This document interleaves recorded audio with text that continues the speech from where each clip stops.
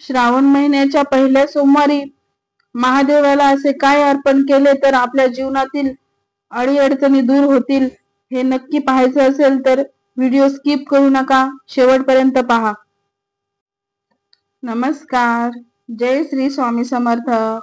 तुम्ही कसे आहात? सगळे नक्कीच आनंदी असाल। देव असंच तुम्हाला आनंदी ठेव। तर उद्या श्रावण मधला पहिला श्रावणी सोमवार आहे। श्रावण महिना हा वर्षभरातला अत्यंत महत्त्वाचा महिना आहे आणि श्रावण महिन्यातील सोमवारांना विशेष महत्त्व आहे।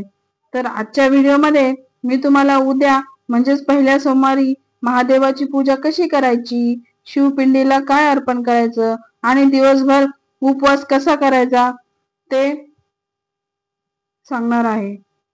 तर व्हिडिओला सुरुवात करण्या अगोदर जर तुम्ही माझ्या चॅनलवर नवीन असाल तर प्लीज सबस्क्राइब करा, लाईक करा आणि व्हिडिओ कसा वाटला ते कमेंट मध्ये सांगा। तर व्हिडिओ स्किप नका करू, कारण मी तुम्हाला शेवटी असा एक उपाय सांगणार आहे।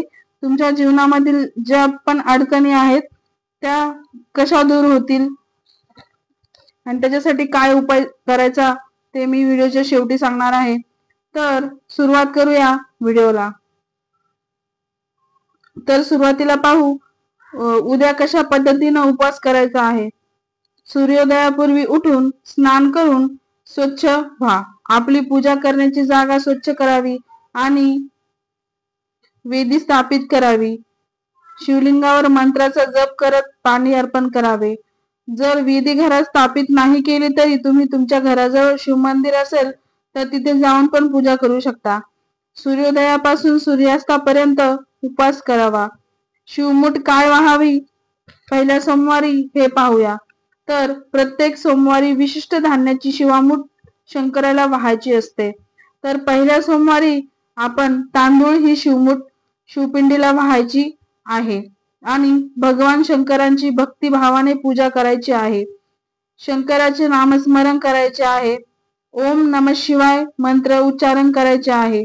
महादेव तुमच्या अडचणी तसेच तुमचे जे स्वप्न आहेत ते पूर्ण करायला नक्की मदत करतील। तसेच शिवामूठ अर्पण केल्यानंतर जे गरीब गरजू लोक आहेत त्यांना आपण आपल्या ऐपतीप्रमाणे दान धर्म करावा, कारण याने तुम्हाला त्याचे शुभ आशीर्वाद तसे शुभ फळ मिळतील। तर आता पाहूयात काय करू नये ते। मुख्यतः श्रावण महिन्यामध्ये अनेक भक्त उपवास करतात, मात्र काही गोष्टी टाळणे महत्त्वाचे आहे।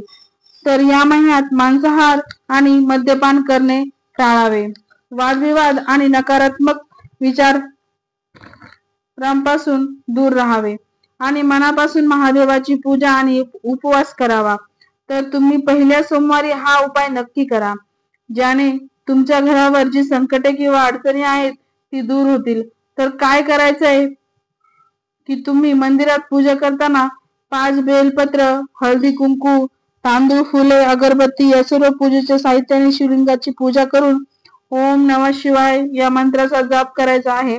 आणि नंतर आपण जे तांदूळ शिवलिंगावर अर्पण केले आहेत त्यातले थोडेसे तांदूळ आपल्या सोबत आणून आपल्या देवघरात आणून ठेवायचे आहेत आणि महादेवाला प्रार्थना करायची आहे की माझ्या सर्व संकटांचे निवारण करा, महादेव तुमच्या इच्छा नक्की पूर्ण करतील। जर तुम्हाला हा व्हिडिओ आवडला असेल तर प्लीज व्हिडिओला लाईक करा, चॅनलला सबस्क्राइब करा आणि कमेंट बॉक्स मध्ये नक्की सांगा। जय श्री स्वामी समर्थ।